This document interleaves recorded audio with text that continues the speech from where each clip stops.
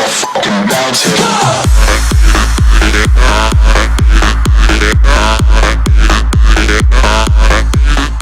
Hey, what's going on everybody? My name's Ashley and welcome to another episode in my Crystal Palace career mode. If you do enjoy the video, please drop a like. If you're new to the channel, hit that subscribe button. And if you'd like to check out any social media links or links to the previous episodes, they'll be down in the description below. So we're going to be jumping straight on into the action, and we're going up against Spurs at home. And we need to improve from the last episode as we were very poor on form. And we do get an early opportunity, winning the ball back from a throw, and we work the ball in towards the area and find ourselves in the area with Zaha, who turns to the defender and gets a shot off, but his shot is well saved by the keeper, keeping the scores at 0-0.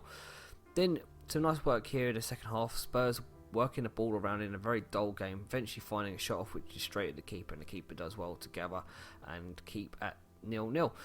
Then some nice work here by Lamela in the wide area. He is going to get space to swing it across, and it falls to Adebayor, whose shot is well saved, and he smashes in the rebound, making it 1-0 to Spurs, which was very disappointing because we were very much in the game up till that point. Spurs then get another opportunity, Chadley bringing the ball inside and having a shot at the keeper. The keeper gathers at the second attempt, and that keeps the scores at 1-0, which was how the game did finish. Spurs end up walking away with all 3 points, which is majorly disappointing, but we did improve on last episode's performances. So a few days later we need to go into our next game, which is going to be against Watford, and we are again at home in this game, so hopefully we can get some form under our belt with these home games that we do have. We have decided to change the formation because I just didn't feel like we were getting enough attacking emphasis in that other formation, and it starts off well for us as we get an opportunity here with Connor Wickham breaking through the line of defenders, getting his shot on, but the keeper does well to save it with a leg, keeping it at 0-0. Then we push forward again in the second half, again some nice work, finding Connor Wickham again breaking through the line of defence, getting time to turn, and his shot is well saved by the keeper, which is disappointing. Then from a free kick, Watford get their own opportunity, which is their first opportunity on goal, which we do manage to clear off the line with the defender on the line, keeping the scores at 0-0. Then MacArthur does some nice work here, but Jedinak picks up the loose ball, tries to find a space in the area, plays it back to MacArthur, and his shot manages to strike the base of the post, keeping the scores at 0-0. Then Watford do manage to scramble it away. So that was how the game did finish. We end up only picking up a point, which is again disappointing, but it's an improvement to our form, and we do seem more dangerous in that game. So we're going to move on into some training now, and the star performers of the training session are going to be Zuma getting that A grade. But we're going to move on into our final game of the episode now, where we're going to be coming up against Sunderland, and this game is away from home, but we have kept the same formation, trying to see if it will improve our fortunes. But we've brought back in some of the players that we did rest in the last game, bringing back in Connor Wickham and also Balassi and Zaha. And it starts off well for Sunderland, actually getting the opportunity to turn the ball around, finding some space, using some nice interchanging passing in the middle of the park, finding an opportunity to get a shot off, and the keeper does well to tip it around the post, keeping the scores at 0-0.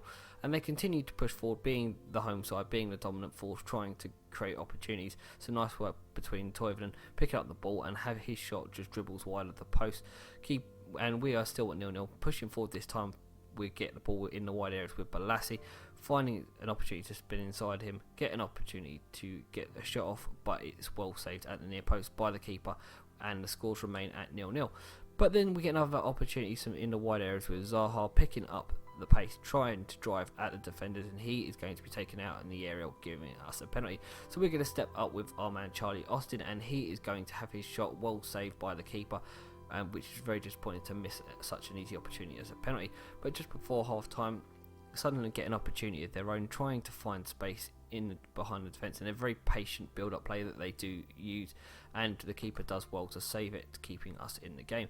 Then for the very, very dull second half, we get an opportunity here with Charlie Austin breaking inside the area. It does get fouled there, but we ride the challenge and try to get the shot off, and eventually it is saved by the keeper and then pushed wide by our own player.